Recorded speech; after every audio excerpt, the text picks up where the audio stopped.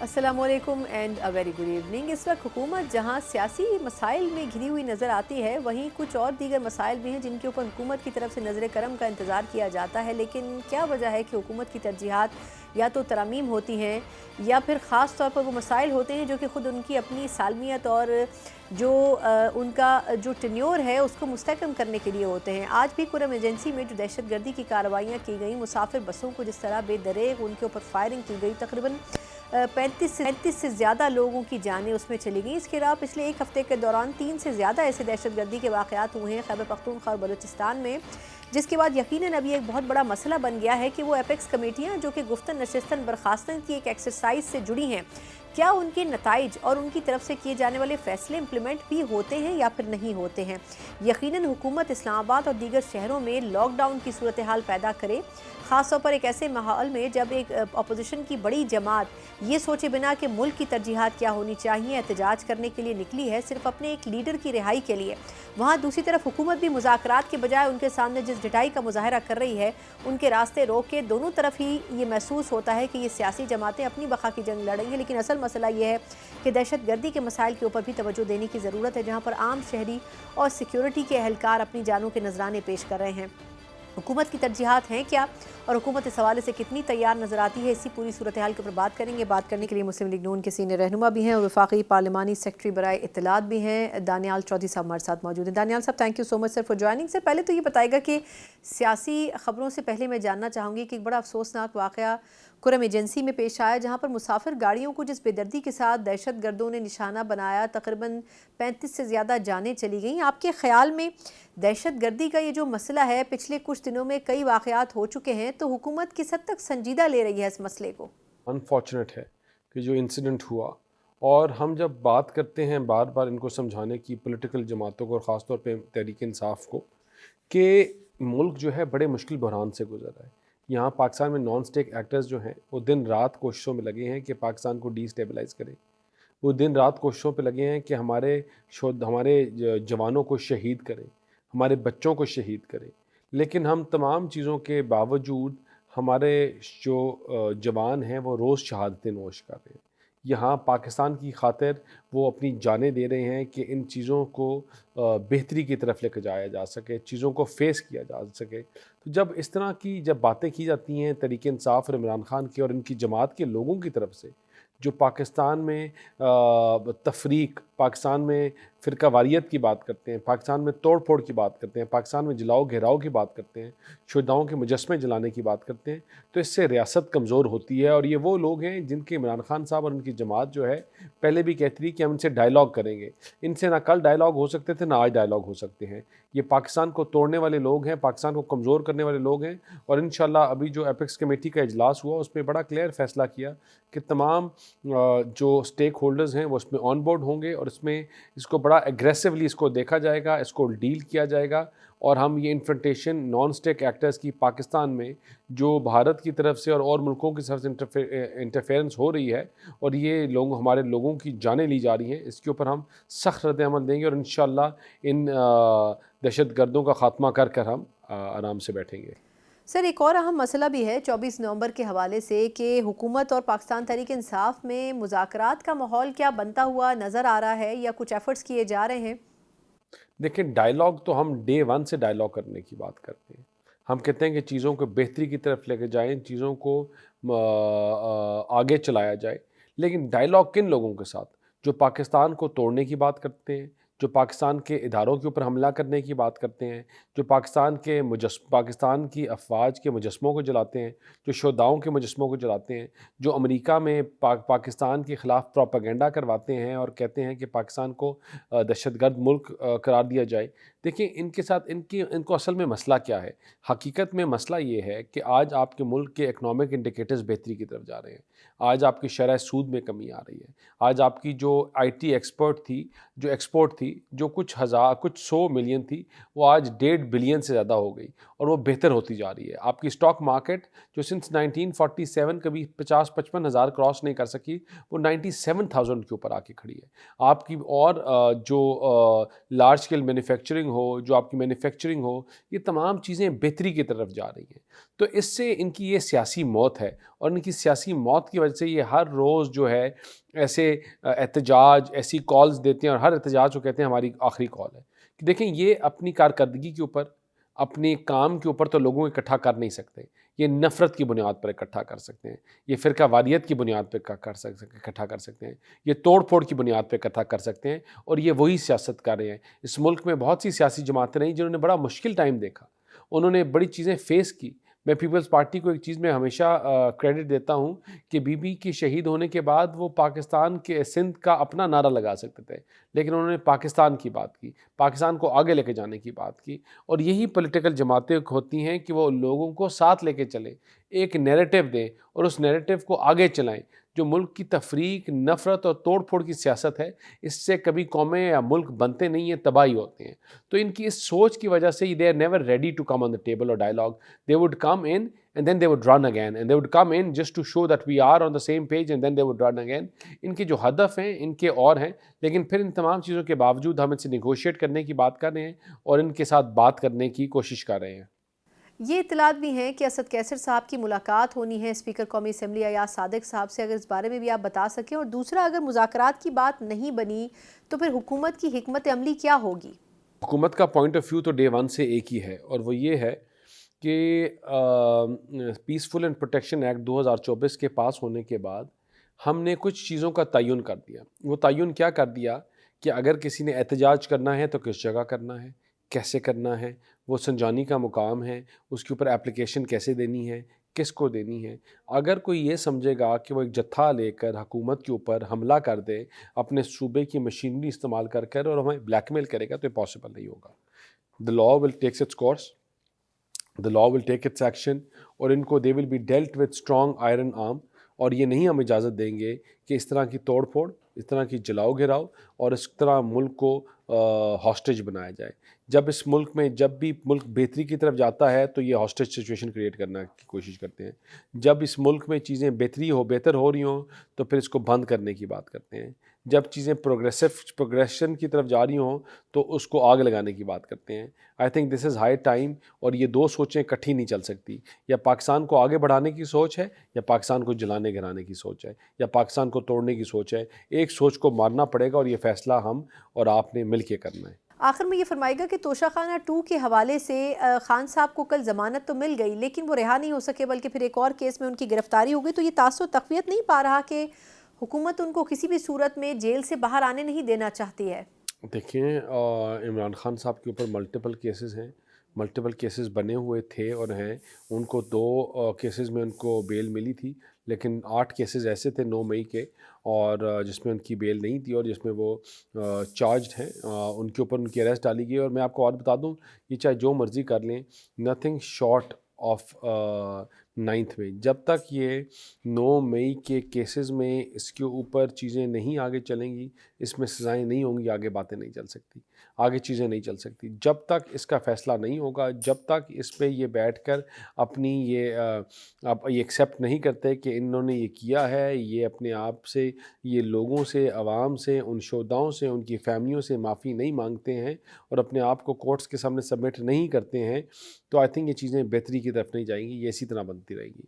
تو I think کہ that is the one of the most important point, کہ اس کے اوپر بیٹھ کر ان کو یہ اپنی اسٹریٹجی کو ری وزٹ کرنا چاہیے, اور اس کے بعد یہ چیزیں آگے بڑھ سکتی ہیں. بہت بہت شکریہ. دانیال چودھری صاحب ہمارے ساتھ موجود تھے, وفاقی پارلیمانی سیکرٹری برائے اطلاعات بھی ہیں, مسلم لیگ نون کے سینئر رہنما بھی ہیں, لیگل افیئرز کے اوپر بھی گفتگو کرتے ہیں. اب دیکھنا ہوگا کہ آیا اگلے چند گھنٹوں میں کیا پاکستان تحریک انصاف اور مسلم لیگ نون کی جو حکومت ہے ان کے درمیان کوئی بات چیت کی راہ ہموار ہوتی ہے, یا پھر ایک مختصر وقفہ, اور اس کے بعد جہاں حکومتی موقف جانا ہے وہیں پاکستان تحریک انصاف کا موقف بھی جاننے کی کوشش کریں گے.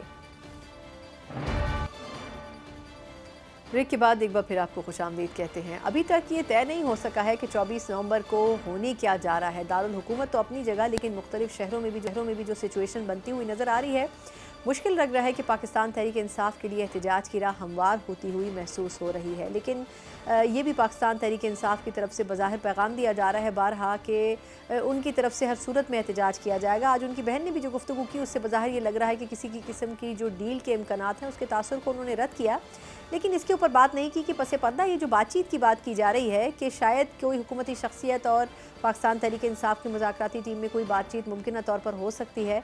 यकीनन इसके ऊपर भी बात होनी चाहिए, लेकिन सियासी मसलहतों के मद्देनज़र रखते हुए दोनों तरफ से इस पर पुरस्कार खामोशी नज़र आती है।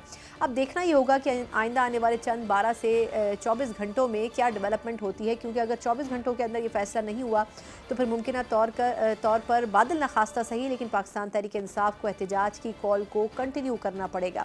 इसी पूरी सियासी सिचुएशन के ऊपर बात करेंगे। बात करने के लिए हमारे साथ पाकिस्तान तहरीक इंसाफ के सीनियर रहनुमा और वकील भी हैं शुएब शाहीन साहब। शुएब साहब, thank you so much sir for joining. से पहले तो ये बताइएगा कि अब 24 नवंबर का जो एहतजाज है उसमें कुछ क्लैरिटी मौजूद नहीं है, होने जा रहा है या नहीं होने जा रहा है, और क्या मुज़ाकरात का माहौल बनता हुआ कुछ महसूस हो रहा है पीटीआई को भी?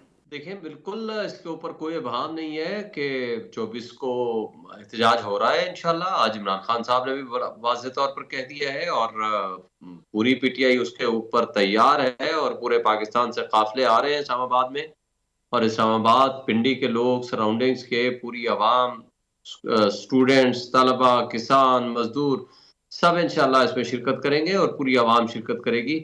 इसके ऊपर कोई इबहम नहीं है। और बाकी इन कठपुतलियों से ना पहले कभी हमें तवक्को थी, ना अब तो हमें तवक्को है कि कुछ संजीदा बात करेंगे या कुछ संजीदगी के साथ इन मसाइल के हल के लिए, आवाम को उनके हुकूक वापस दिलाने के लिए, जमहूरियत की बहाली और आइन और कानून की बालादस्ती के लिए कोई काम करेंगे, मुझे तो कम से कम नज़र नहीं आता। और मैं समझता हूँ कि एहतजाज के अलावा आवाम के पास और कोई ऑप्शन बाकी नहीं बचा, चूँकि जो वाहिद ऑप्शन और सहारा और आस और उम्मीद की एक निगाह हुआ करती थी वो अदलिया हुआ करती थी।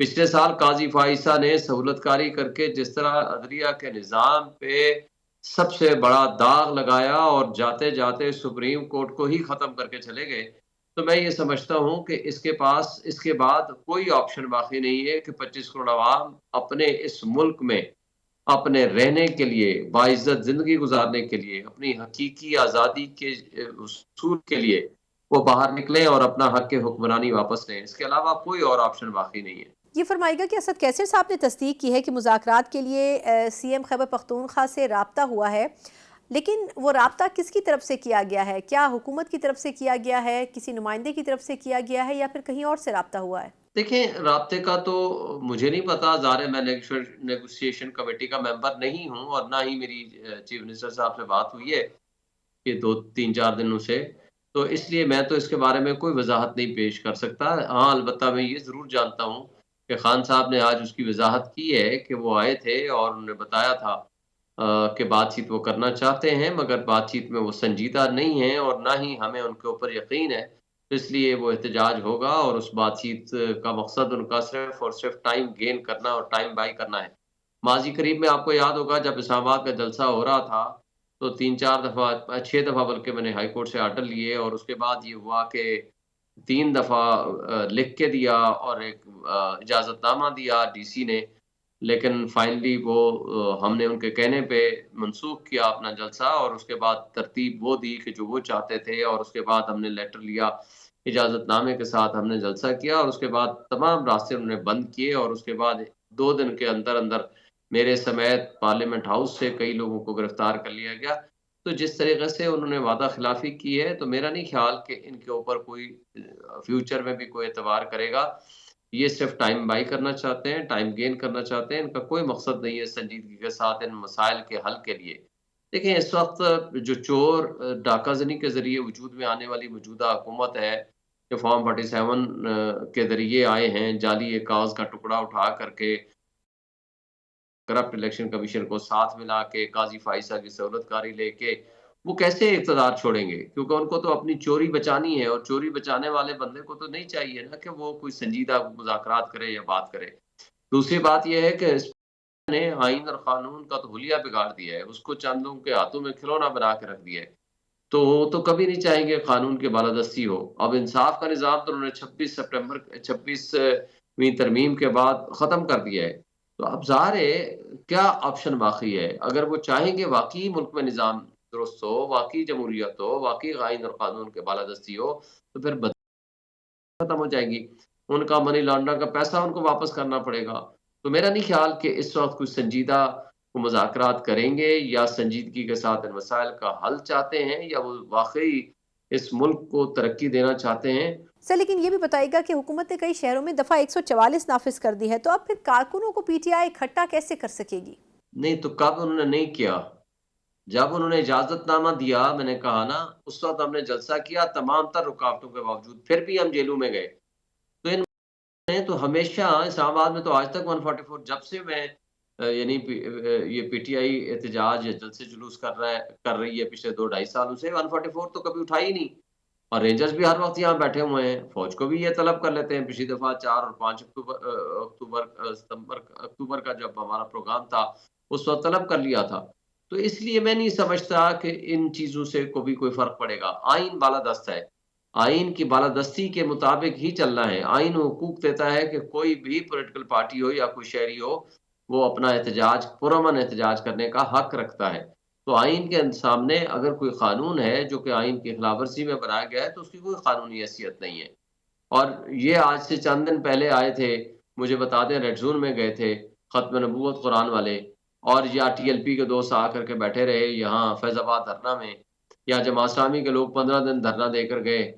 کس کے خلاف ایکشن ہوا؟ کتنے ایک راستے بلاک کیے گئے تھے, صرف اس راستے کو بلاک کیا, باقی نظام میں زندگی چلتا رہا. اور ہمارے زور اقتدار میں مولانا فضل الرحمان صاحب نے 2 دفعہ دھرنا دیا, ہم نے تو ان کو فیسیلیٹیٹ کیا, واش روم بنا کے دیے, کھانے دیے. اور اسی طرح بلاول بھٹو آیا, ریڈ زون تک آیا, سندھ سے چلا, پنجاب میں ہماری حکومت تھی, کسی جگہ کوئی رکاوٹیں نہیں پیدا کی, نہ ہی کوئی پرچے پکڑ دکڑ ہوئی. اسی طرح مریم نواز اور پی ڈی ایم کی جماعتیں آئی تھیں, آپ کو یاد ہوگا, مہنگائی مکاؤ مارچ لے کے, مہنگائی تو نہیں ختم کی, غریب کو انہوں نے ختم کر دیا, لیکن اس وقت کتنے لوگوں کو ہم نے پکڑ دکڑ کی تھی, یا پرچے کیے تھے, یا راستے میں رکاوٹیں پیدا کی تھیں. یہ اصل میں کٹپتلی عوام سے ڈرتے ہیں. یہ اپنا بدنما چہرہ, بدنما داغ پوری دنیا میں دکھا رہے ہیں. آپ کو اس ملک کو آگے لے کے جانا ہے, یا آپ وی پی این بند کرنے ہیں, نیٹ بند کرنے ہیں, اور آپ نے فائر وال لگانی ہے, اور پتہ نہیں کیا کیا حرکتیں ہیں جو نہیں کر رہے. ایک چھوٹا سا اشرا مسلط کرنے کے لیے پورے 25 کروڑ عوام کا زندگی دوبھر کر دی ہے, ان کا جینا محال کر دیا ہے. تو میں نہیں سمجھتا کہ پاکستانیوں کے پاس, یا اسٹوڈنٹس کے پاس, یا یوتھ کے پاس اب کوئی آپشن باقی بچا ہے, کیونکہ یا تو وہ بھاگ رہے ہیں بیچارے جو پروفیشنلز ہیں اس ملک چھوڑ کے, یا جو سرمایہ دار ہیں, سرمایہ کار ہیں, وہ پیسہ لے کے اس ملک کو چھوڑ کے بھاگ رہے ہیں. یہ کوئی ملک کو چلانے کی حرکتیں ان کی نہیں ہیں, اور ابھی بھی کے زور پہ چلے جا رہے ہیں. ان کو ذرا سی شرم نہیں آتی, اتنے بے شرم ہو چکے ہیں کہ ایسی بڑی بڑی حرکتیں کر کے بھی وہ بڑی ڈھٹائی کے ساتھ آ کر کے سامنے بیٹھتے ہیں اور باتیں کرتے ہیں. شعیب صاحب, ایک اور اہم نقطہ بھی ہے کہ اگر تو پاکستان تحریک انصاف کسی نہ کسی طرح اسلام آباد میں پہنچنے میں کامیاب ہو جاتے ہیں, تو اب یہ کیسے پتہ چلے گا کہ آگے انہوں نے کیا کرنا ہے؟ کیونکہ رؤوف حسن صاحب نے تو ایک جگہ پر کل فرمایا ہے کہ ہم نے تو ڈی چوک کی بات ہی نہیں کی, لیکن کچھ پی ٹی آئی کے رہنما یہ کہہ رہے ہیں کہ ہم ڈی چوک میں جائیں گے. تو ابھی تک یہ واضح نہیں ہے کہ آپ لوگوں کا اصل پلان ہے کیا اسلام آباد کے حوالے سے. کل تک ہم پورا پلان دے دیں گے کہ کون سی جگہ پہ ہم نے اکٹھے ہونا ہے, اور انشاءاللہ تعالیٰ وہ جو پلان دیں گے اس کی نتیجے میں پورے پاکستان سے, اسلام آباد سے, پنڈی سے, جہاں سے آنے والے لوگ ہیں, انشاءاللہ وہ اس جگہ پہ پہنچیں گے. اور اسلام آباد میں وہ ڈی چوک کی جگہ ہو یا کوئی اور جگہ ہو, جو ایک جگہ ہم متعین کریں گے, انشاءاللہ سب لوگ وہاں پہنچیں گے. سر آخر میں تھوڑی سی اپنی لیگل اوپینین بھی دیجیے گا کہ توشہ خانہ 2 میں خان صاحب کو کل ضمانت تو مل گئی لیکن وہ رہا نہیں ہو سکے. اب بنیادی طور پر خان صاحب کی رہائی کا کتنا امکان پیدا ہوتا ہوا نظر آ رہا ہے؟ دیکھیں, اگر عدلیہ آزاد ہو, عدلیہ اور انصاف کا نظام درست ہو, تو قانون یہ ہے کہ جب آپ نے کسی ایک مقدمے میں گرفتار کر لیا تو وہ تمام مقدمات میں گرفتار تصور کیا جائے گا. اس کے لیے فزیکل ریمانڈ, جسمانی ریمانڈ لینا کوئی ضروری نہیں ہے. ان کے پاس اگر کوئی مقدمہ تھا جس میں ان کو ان کی گرفتاری مطلوب تھی, تو یہ انہوں نے اس وقت گرفتار کرنا کیوں مناسب نہیں سمجھا, اور جا کر کے اس وقت تفتیش کیوں نہیں کی. لیکن چونکہ پاکستان میں نظام قانون اور انصاف چندوں کے ہاتھوں اور نے صرف اپنی مرضی کے مطابق استعمال کرنا ہے پولیٹیکل وکٹمائزیشن کے لیے, اس لیے ان کی رہائی نہیں ہو سکی. اور ان سے پوچھنے والا اس لیے کوئی نہیں ہے کہ سپریم کورٹ سے لے کر نچلی عدالتوں تک اب جو کچھ ہو رہا ہے وہ کوئی بھی جج اس طرح نہ رسک لیتا ہے, نہ سٹینڈ لیتا ہے, نہ قانون کے مطابق فیصلے کرتا ہے. اب ATC کے جج کو خود کو نہیں پتا اس قانون کا کہ جب ایک شخص کسی ایک مقدمے میں گرفتار ہوتا ہے تمام مقدمات میں گرفتار تصور ہوتا ہے، اور اگر پولیس نے اس وقت تفتیش نہیں کی تو آپ گرفتاری ڈال ہی نہیں سکتے، ان کو فوری طور پر رہائی کرنی چاہیے۔ بہت بہت شکریہ شعیب شاہین صاحب ہمارے ساتھ موجود ہیں، پاکستان تحریک انصاف کے سینئر رہنما بھی ہیں اور بظاہر ابھی تک اپنی جگہ پر فرم نظر آتی ہے PTI کہ انہوں نے احتجاج کرنا ہے، لیکن مذاکرات کے لیے دروازہ انہوں نے اب بھی بدستور کھلا چھوڑا ہوا ہے۔ اب دیکھنا یہ ہوگا کہ اس دروازے سے حکومت کی طرف سے کوئی نمائندہ داخل ہو بھی پاتا ہے یا پھر نہیں۔ ایک مختصر وقفہ اور اس کے بعد کچھ معیشت کی بات کریں گے ایک بریک کے بعد۔ Welcome back. جہاں ایک طرف اس وقت کی حکومت کئی دیگر مسائل میں الجھی ہوئی ہے اور وہ سیاسی مسائل ہی ہیں، وہیں معیشت کے حوالے سے بڑے پازیٹیو نمبر سامنے آ رہے ہیں، اور اس کی ایک بڑی وجہ یہ ہے کہ وزیر خزانہ تمام تر تنقید کے باوجود جو اہداف ان کی طرف سے مقرر کیے گئے تھے ان میں سے کئی اہداف ایک کے بعد ایک حاصل کرتے ہوئے نظر آ رہے ہیں، اور یقیناً پاکستانی معیشت کے لیے اس سے بہتر صورتحال نہیں ہو سکتی ہے۔ جو نمبر سامنے آ رہے ہیں اس میں نہ صرف یہ کہ روپیہ مستحکم ہوتا ہوا نظر آ رہا ہے بلکہ فارن ریزروز بڑھتے ہوئے نظر آ رہے ہیں، غیر ملکی سرمایہ کاروں کا اعتماد بحال ہوا ہے، اور اس کی ایک بڑی نشانی یہ ہے کہ پاکستان میں نہ صرف یہ کہ اسٹاک ایکسچینج بہتر پرفارم کر رہی ہے بلکہ پاکستان میں انویسٹمنٹ کے مواقع بھی آنے والے کچھ وقت میں کھلتے ہوئے نظر آ رہے ہیں۔ کیا وجوہات ہیں اور کن چیزوں کے اوپر اس وقت کی حکومت کام کر رہی ہے، اور اس میں کیا IMF کا معاہدہ بھی ایک کردار ادا کر رہا ہے، یا وہ کڑی شرائط جس نے پاکستان کی معیشت کا قبلہ درست کرنے کے لیے بنیاد فراہم کی ہے، اسی کے اوپر بات کریں گے۔ بات کرنے کے لیے ہمارے ساتھ موجود ہیں جن کو آج ہی اپوائنٹ کیا گیا ہے، وزیر خزانہ کے مشیر برائے اکنامک اینڈ فائنینشیل ریفارمز اور سینئر اکنامک اینالسٹ بھی ہیں، خرم شہزاد میرے ساتھ موجود ہیں۔ Khurram, thank you so much for joining, اور آپ کو پہلے تو بہت مبارک ہو کہ آپ کو آج ہی اس عہدے کے اوپر تعینات کیا گیا ہے۔ یہ فرمائیے گا کہ ہماری جو اسٹاک ایکسچینج ہے کبھی تو بڑی منفی ہوتی تھی لیکن آج کل روز نئے نئے ریکارڈز بنا رہی ہے، آپ کے خیال میں کتنا پازیٹیو ہے یہ، خاص طور پر جو بیرون ممالک سے آنے والے سرمایہ کار ہیں ان کے اعتماد کو بحال کرنے کے لیے؟ بہت شکریہ، السلام علیکم ثنا، مجھے پروگرام میں لینے کے لیے۔ دیکھیں، دو ڈیولپمنٹس ایسی ہوئی ہیں جس کی وجہ سے جو ہے تھوڑا سا جو کانفیڈنس ہے وہ بحال ہوا ہے۔ ایک تو آپ نے بالکل صحیح کہا کہ IMF کا آن بورڈ آنا ایک بڑے پروگرام کے لیے، آف کورس یہ جو ہے ایک کانفیڈنس جو ہے اس نے دیا سارے اسٹیک ہولڈرز کو، چاہے وہ گلوبل انویسٹرز ہوں، گلوبل قرضے دینے والے ہوں، یا پاکستان میں جو ہے فائنینشیل سیکٹر ہو، اور گورنمنٹ کیونکہ دونوں اینڈ سے جو ہے وہ بورو کرتی ہے، ڈومیسٹک سیکٹر سے بھی بورو کرتی ہے اور باہر سے بھی بورو کرتی ہے، اور اوور آل جو ہے ایک تو یہ ڈیولپمنٹ، دوسرا جو ہے نا اس کے ساتھ ساتھ ریٹنگز میں جو ہے وہ چینج آیا، ریٹنگز میں، یعنی کہ ملک کی جو ریٹنگز ہیں پاکستان کی وہ تھوڑی سی امپروو ہوئی، اور اس میں جو فچ جو ریٹنگ ایجنسی ہے بہت بڑی دنیا کی، اور موڈیز، یہ کیا کرتی ہیں کہ یہ ڈفرینٹ ممالک کی اس طرح کی ریٹنگز کرتی ہیں کہ یہ جو ممالک ہیں ان کے قرضے کی ادائیگی کی جو کیپیسٹی ہے یا استطاعت ہے وہ کتنی امپروو ہو گئی ہے، یا کتنی زیادہ بڑھ گئی ہے، یا کتنی زیادہ وہ دوبارہ سے اسٹیبلائز ہو گئے ہیں۔ تو اس کے اوپر موڈیز نے جو اپنا آؤٹ لک ہے، یعنی کہ آنے والے 6 مہینے، سال یا 2 سال، انہوں نے کہا کہ اب وہ پازیٹیو ہو گیا ہے، پہلے اسٹیبل تھا اس سے پازیٹیو کر دیا، یعنی کہ آگے اور مزید اچھی ڈیولپمنٹ ہو سکتی ہیں اگر اسی طرح ٹریک پہ اکانومی چلے اور اسٹیبلائز رہے اور آگے ریفارمز بھی ہوں۔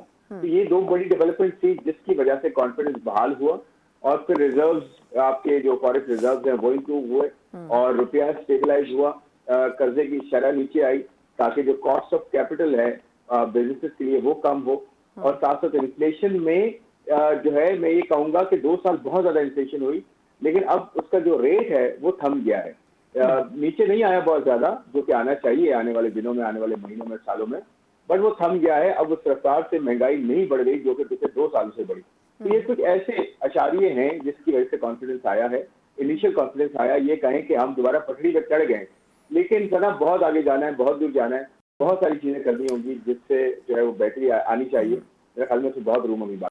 خرم، یہ بھی بتائیے گا کہ روپے کی ڈی ویلویشن میں کچھ کمی ہوئی ہے، فورن ریزروز ہمارے بڑے ہیں، فورن ریمیٹنسز میں اضافہ ہوا ہے، پھر اس کے بعد یہ بھی کہ جو یہ سب کچھ ہو رہا ہے وہ صرف یہ جو ریٹنگز کی آپ نے بات کی ہے، ریٹنگز کی وجہ سے اس میں اضافہ ہو رہا ہے ان چیزوں میں، یا پھر آپ کے خیال میں حکومت نے کچھ اور بھی میجرز لیے ہیں؟ دیکھیں، گورنمنٹ نے بجٹ دیا، آپ کو یاد ہوگا جون میں جو بجٹ آیا اس میں کافی سارے جو ہے ٹیکسز لگائے گئے، اور اس میں سیلیڈ کلاس کو بھی جو ہے وہ ٹیکسز ان پہ بھی لگائے گئے، مطلب بڑھائے گئے، اور اس کے ساتھ ساتھ آپ کو پتا ہے کارپوریٹ سیکٹر جو فارمل سیکٹر ہے اس پہ جو ہے نا ابھی بھی ٹیکس کا برڈن بہت زیادہ ہے۔ پھر دوسرے اینڈ پہ انرجی کاسٹ، ہمارے یہاں ہاؤس ہولڈز ہوں یا انڈسٹریز ہوں ان کے لیے بہت زیادہ رہی ہے، اور اس کے ساتھ ساتھ جو شرح سود ہے وہ بہت زیادہ رہا ہے. یہ 3-4 ایسی چیزیں ہوتی ہیں سنا جس کی وجہ سے بزنسز یا تو وہ فلرش کرتے ہیں یا پھر جو ہے برڈن میں آ جاتے ہیں. تو یہ جو چیزیں تھیں اس پہ تھوڑا کام کیا گیا ہے، اور مجھ سے فائنانس نے اور فائنانس جو ٹیم ہے اس نے شاید اس پہ بھی کام کیا، جس کی وجہ سے آپ کی جو بوروئنگ ریٹس ہیں وہ نیچے آئے مارکیٹ میں، اور جو فسکل مینجمنٹ ہے یعنی کہ جو آمدن ہے گورنمنٹ کی ٹیکس کے تھرو، نان ٹیکس کے تھرو، اور جو خرچے ہیں ان کو تھوڑا بیلنس کیا گیا ہے. چاہے وہ ٹیکسز نئے نہیں لگے، ایگزسٹنگ پہ ٹیکس ہوا، لیکن اپنے خرچوں کو اور ٹیکسز کو ایسے مینج کیا گیا ہے. خاص کر ایک کوارٹر جو ابھی گزرا ہے، ستمبر اینڈ ہوا ہے، اس میں سرپلس آیا ہے جو کافی سالوں بعد ریکارڈ کیا گیا، یعنی کہ خرچے پہلی مرتبہ کم ہیں، اور جو ریسپٹس ہیں یا ٹیکسز ہیں یا جو بھی آپ کو آمدن آ رہی ہے وہ زیادہ ہے، اور 1.8 ٹریلین روپے سے زیادہ ہے. اور اس کی ایک بڑی وجہ یہ بھی ہے کہ جو قرضے کی ادائیگیاں ہیں گورنمنٹ آف پاکستان کی، اس میں کمی اس لیے بھی ہوئی کہ جو شرح سود ہے وہ نیچے آیا، تو گورنمنٹ خود بہت بڑی بارور ہے، جس کی وجہ سے ان کو جو ہے وہ فائدہ ہوا. اور ایک اور کام انہوں نے خود اچھا یہ کیا کہ اسٹیٹ بینک کا جو ہے وہ ٹریلین آف روپیز کا پروفٹ آیا، اس کے تھرو انہوں نے اپنے جو مہنگے قرضے تھے وہ کچھ اتار دیے. تو یہ اچھی ڈیولپمنٹ ہے کچھ. اور اس کے ساتھ ساتھ آئی ایم ایف کا کانفرنس بحال ہوا، ٹیم اچھی جو ہے وہ فارم ہو رہی ہے ایسا ایسا، اور ساتھ میں جو ہے پرائیویٹائزیشن پہ آلدو پی آئی اے کامیاب نہیں ہوئی بٹ آگے تک گئی ہے، بڈ تک گئی ہے، اور اس میں ایک لرننگ کرو ہے پورا. تو یہ ساری ہیں. اور خاص کر آپ دیکھیں انرجی سیکٹر میں جو میں نے دیکھا ہے، انرجی منسٹر ہیں، انہوں نے جس طرح سے پلان دیا ہے، مجھے لگتا ہے اگر اس پہ عمل ہو اگلے 6 مہینے سال، اور ساتھ ساتھ انٹرنیشنل آئل پرائسز نیچے آ رہی ہیں، تو یہ سب مل ملا کے آپ کی انرجی کاسٹ کو نیچے کر سکتا ہے. آپ کی یہاں شرح سود آلریڈی نیچے آ رہی ہے، فسکل مینجمنٹ آہستہ آہستہ بہتر ہوتی رہے، اور ساتھ ساتھ جو بڑے ایشوز ہیں، سوشل انڈیکیٹرز، ایجوکیشن ہے، ہیلتھ ہے، پاپولیشن گروتھ ہے، اور بڑے کلائمیٹ کے ایشوز ہیں، یہ پروونسز جو ہیں اس کو ٹیک اپ کریں، جو ان کی ریسپانسبلٹی ہے. دیکھیے جو مل کے چلیں گے نا، اگر فیڈرل اور پروونسز ساتھ مل کے اگر ایفرٹ کریں گے تو کوئی ایسی شک کی بات نہیں ہے سنا کہ ہم دوبارہ پٹری پہ چلیں اور ایک اچھی قوم ہو رہے ہیں اور ایک اچھی گروتھ جو ہے دکھا سکتے ہیں. یہ بھی بتائیے گا کہ اکارڈنگ ٹو گورنمنٹ مہنگائی اس وقت 7% کے اوپر آ چکی ہے، جو کہ کسی زمانے میں 30% سے بھی زیادہ تھی. اب اس میں کیا کچھ مزید کمی ہو سکتی ہے؟ کیونکہ یہ کہا جا رہا ہے کہ آئل پرائسز کیونکہ نیچے آئے ہیں تو اس لیے مہنگائی میں کمی ہے. اب کیا آئل پرائسز اگر اوپر جائیں گے تو پھر مہنگائی میں اضافہ ہوگا، یا پھر آپ کے خیال میں ان دونوں کو کنیکٹ کرنا غلط ہے؟ اچھا دیکھیں، پہلی بات یہ کہ انفلیشن جو ہے رفتار کو ہی کہتے ہیں، کہ قیمتیں بڑھنے کی رفتار کو انفلیشن کہتے ہیں. یہ جو رفتار ہے نا اس میں کمی ہو گئی. یہ نہیں ہو رہا کہ انفلیشن جو ہے وہ آدھی ہو گئی ہے، یا انفلیشن جو ہے وہ ختم ہو گئی ہے، یا نیگیٹو ہو گئی ہے. نیگیٹو ہم اس وقت کہتے ہیں انفلیشن کہ جب پرائسز جو ہیں وہ گرنا شروع ہو جائیں. تو پرائسز گر نہیں رہی ہیں بہت زیادہ. آپ میری بات سمجھ رہے ہیں کہ مثال کے طور پہ اگر کوئی چیز 100 روپے کی تھی تو وہ جیسے آپ نے کہا 35% انفلیشن ہوئی یا 39% انفلیشن ہوئی تھی، تو وہ لیٹس سے 40 روپے سے بڑھ گئی، 140 روپے کی ہو گئی اگلے سال. تو یہ 40 روپے کا 40% انفلیشن آ گئی. لیکن یہ ہو رہا ہے اب کہ وہ جو 100 روپے تھے نا، وہ 40% سے نہیں مہنگائی ہو رہی ہے اس قیمت کی، وہ اب ہو رہی ہے 7 روپے سے، یعنی کہ 1.7 کر لیں، 107 کر لیں. تو 7% کی گروتھ ہو رہی ہے انفلیشن میں، مہنگائی ہو رہی ہے، بٹ اس کی جو رفتار ہے اس میں کمی آ گئی ہے. اس کی بڑی وجہ 2-3 ہیں وجوہات. ایک تو یہ دیکھیں جو روپیہ ہے نا وہ اسٹیبل ہوا ہے اور نیچے آیا، مطلب اس کی جو قدر ہے ڈالر کے مقابلے میں وہ بہتر ہوئی ہے اور وہ نیچے آیا ہے، جس کی وجہ سے جو امپورٹ کا کنٹینٹ ہوتا ہے نا، ہم انرجی امپورٹ کرتے ہیں، آئل امپورٹ کرتے ہیں، اور فوڈ کی پروڈکٹس بھی امپورٹ کرتے ہیں. تو بہت سارے ایسے گھریلو اشیاء خرد و نوش کی ہیں کہ اس میں آئل ہو گیا پکانے کا، تیل جسے کہتے ہیں بناسپتی گھی یا جو کوکنگ آئل ہوتا ہے، اس کے ساتھ ساتھ چائے ہوتی ہے، اس کے ساتھ ساتھ شوگر ٹو این ایکسٹینٹ ہے. شوگر حالانکہ ہم خود بھی اگاتے ہیں لیکن اگر امپورٹ کرنی پڑے تو وہ بھی کرتے ہیں. اور ویٹ ہے، روٹی جو ہم کھاتے ہیں اس کے جو ویٹ گندم جو ہوتی ہے اس کا بھی کچھ حصہ ہمارے پاس اگر کم ہو جاتا ہے تو ہم باہر سے امپورٹ کرتے ہیں. تو اس میں آدھے سے زیادہ کنٹینٹ باہر سے ہے جو عام آدمی بھی یوز کرتا ہے. تو وہ جب روپیہ اوپر نیچے ہوتا ہے تو جو باہر سے ہم امپورٹ کرتے ہیں اس کی قیمتوں میں پھر اضافہ یا کمی ہوتی ہے اکارڈنگلی. اب کیونکہ روپیہ پچھلے کچھ 10-12 مہینے سے اسٹیبل ہے اور باہر انرجی پرائسز گری ہیں، یعنی کہ تیل کی قیمتیں نیچے آئی ہیں، اور آپ نے دیکھا ہوگا پیٹرولیم مصنوعات کی قیمتوں میں اس کی ریفلیکشن آئی ہے، 3-4-5 مرتبہ پیٹرول کی قیمتیں نیچے کی گئی ہیں. تو اس کا امپیکٹ جو ہے نا وہ ساری دیکھیں، جب بھی موومنٹ ہوتی ہے، یہ جو آئل پرائسز اوپر نیچے ہوتی ہیں تو موومنٹ جو پروڈکٹس کی ہوتی ہے، گڈز اینڈ سروسز کی، اس میں ریفلیکٹ ہوتی ہے، کیونکہ ٹرانسپورٹیشن کاسٹ ہوتی ہے، وہ اس کے اندر انرجی کاسٹ ہوتی ہے، وہ ریفلیکٹ کرتی ہے پروڈکٹ کے اندر کہ بھی ایک جگہ سے دوسری جگہ کوئی چیز لے کے جائی جا رہی ہے تو تیل کی قیمت اوپر نیچے ہو رہی ہے تو وہ پروڈکٹ کی پرائس میں ریفلیکٹ کرتی ہے، تو وہ آہستہ آہستہ نیچے آ رہی ہے. तो इस तरह से आपके यहाँ रुपए के स्टेबल होना, ऑयल प्राइसेस का नीचे आना और गवर्नमेंट की तरफ से ये एफर्ट्स होना कि सप्लाई इंश्योर हो। और फ्लड के बाद हमारे एग्रीकल्चर प्रोडक्ट्स में थोड़ी बेहतरी आई। हमने कॉटन अच्छा प्रोड्यूस किया, हमने वीट थोड़ी अच्छी प्रोड्यूस की, हमने मेज थोड़ी अच्छी प्रोड्यूस की। तो कुछ प्रोडक्ट्स हमने बेहतर प्रोड्यूस की, कुछ लॉजिस्टिक्स के मसले हल हुए, सप्लाई चेन बेहतर हुई, कुछ रुपए ने कंट्रीब्यूट किया, स्टेबिलिटी ने, कुछ बाहर के ऑयल प्राइसेस ने कंट्रीब्यूट किया, तो ओवरऑल इन्फ्लेशन में कमी हो गई। तो फूड की और एनर्जी की जो इन्फ्लेशन होती है वो सबसे ज्यादा होती है कुछ पूरी बास्केट में, तो उसमें कमी हुई तो आपको इन्फ्लेशन में कमी नजर आ रही है, जो दूसरे प्रोडक्ट्स में रिफ्लेक्ट होती है सेकंड थर्ड राउंड में। तो इस तरह से इन्फ्लेशन की रफ्तार में कमी हो गई है और इंशाल्लाह आगे ऑयल प्राइसेस एक्सपेक्टेड है नीचे जाएंगी। और गवर्नमेंट अगर अपने फाइनेंसेस को, अपनी लॉजिस्टिक्स को, अपने सारे स्टेट ऑफ अफेयर्स को मैनेज करे और खर्चे कम करे, टैक्सेस सही जगह लगाए, तो आप देखेंगे कि महंगाई में भी इजाफा नहीं होगा और हमारे इन्वेस्टमेंट का एनवायरमेंट भी बेहतर होगा, कॉन्फिडेंस ज्यादा बढ़ेगा। खुरम, आखिर में ये भी बताइएगा कि सऊदी अरब से भी ये कहा जा रहा है कि इन्वेस्टमेंट आने वाली है, उसके बाद चीन से भी सरमायाकारी में कुछ मजीद इजाफा पाकिस्तान के हवाले से होने वाला है। अब ये जो अपॉर्चुनिटीज़ बन रही हैं 6 माह के बाद, आप हमारी इकोनॉमिक सिचुएशन को कहाँ पर स्टैंड करता हुआ देख रहे हैं, ख़ास तौर पर अदर देन IMF लोन जो एक साथ हमें मिलनी है, हम इकोनॉमिकली कितनी बेहतर पोजीशन में हो सकेंगे 6 महीने के बाद? बड़ा अच्छा सवाल है सना, ये बड़ा इंपॉर्टेंट है कि हमें इन्वेस्टमेंट मिले और मैं ये कहता हूँ कि हमारा जो डोमेस्टिक एनवायरनमेंट है उसको हम पहले ठीक करें। उसमें जो कॉस्ट ऑफ डूइंग बिजनेस है उसमें 3-4 मैंने आपको जो है वो फैक्टर्स मेंशन किए। एक तो एनर्जी कॉस्ट है, उसे हमें समहाउ नीचे लाना है, एफिशिएंसी लानी है, उसको हमने रिफॉर्म करना है एनर्जी सेक्टर को। फिर आपके यहाँ टैक्सेस जो है वो सही जगह लगाने हैं। सही जगह से मुराद ये कि रिटेल सेक्टर, होलसेल सेक्टर है, लैंड प्रॉपर्टी से हम सही से कलेक्ट नहीं करते, एग्रीकल्चर सेक्टर प्रोविंशियल एम्बिट में आता है, उससे टैक्स हम सही से नहीं कलेक्ट करते। तो सबको एक फेयर ट्रीटमेंट देना है और सबको टैक्स नेट में लाना है ताकि सबका कॉन्ट्रीब्यूशन हो। तो जब टैक्सेस सही कलेक्ट होंगे, एनर्जी कॉस्ट नीचे जाएगी, इंटरेस्ट कॉस्ट नीचे जा रही है, तो इन्वेस्टमेंट एनवायरमेंट जो है आपका बेहतर होना शुरू होगा। यहाँ इन्वेस्टर को रिटर्न्स नजर आएंगे क्योंकि अपॉर्चुनिटीज बहुत हैं, लेकिन इन्वेस्टमेंट एनवायरनमेंट थोड़ा मुश्किल है जहाँ इन्वेस्ट किया जाता है। तो सऊदी हो, चाइनीज हो, अमेरिकन हो, सब आएंगे आपके पास। आपका अगर डोमेस्टिक एनवायरनमेंट ठीक है, और सबसे बड़ी बात सिक्योरिटी एनवायरनमेंट जितना बेहतर होगा, जितना ज्यादा जो है यहाँ पे आप ये कॉन्फिडेंस देंगे कि यहाँ पे खुल के आप बिजनेस कर सकते हैं और प्रॉफिट, एक बुरा वर्ड नहीं है हमारे यहाँ, प्रॉफिट कमा सकते हैं, एक फेयर शेयर आप ले सकते हैं अपना। हमारी जो यूथ है इसको आप जो है वो डिप्लॉय करें, इसको स्किल करें। और हमारी जो स्ट्रैटेजी है फॉरेन डायरेक्ट इन्वेस्टमेंट की, बाहर से अगर इन्वेस्टमेंट आती है तो उसमें हमारा एक्सपोर्ट का कंटेंट होना चाहिए, हमारे लोकल इकोनॉमी उसमें इन्वॉल्व हो। तो ये सारी चीजें पॉलिसी में कन्वर्ट हो तो आई एम श्योर कि ये 6 महीना, साल, 2 साल के अंदर हम बहुत अच्छा इकोनॉमी को ट्रैक पे ला सकते हैं, अपना पोटेंशियल जो है वो रियलाइज करवा सकते हैं। Thank you so much for joining. Khurram Shahzad हमारे साथ मौजूद थे, सीनियर इकनॉमिक एनालिस्ट भी हैं और वज़ीर ख़जाना के मुशीर बराए इकनॉमिक एंड फाइनेंशियल रिफॉर्म्स भी हैं। बड़ी हद तक पाकिस्तान की जो इकनॉमिक सिचुएशन है उसकी इंसाइट हमें बता रहे थे और Pakistan futuristic point of view से क्या टारगेट्स अपने रखे हुए हैं और कितना अचीव करने की पोजीशन में है इसकी भी उन्होंने वजाहत की। यकीनन पाकिस्तान के लिए मईशत का इस्तेहकाम बड़ा ज़रूरी है, लेकिन उसके साथ जो सियासी इस्तेहकाम है वो भी मईशत से ही जुड़ा है। अगर मईशत मुस्तहकम होगी तो सियासत खुद ब खुद पॉजिटिव नोट्स के ऊपर आगे बढ़ेगी। इसी नोट के साथ प्रोग्राम का वक्त ख़त्म होता है। मुझे इजाज़त दीजिए, अल्लाह हाफ़िज़।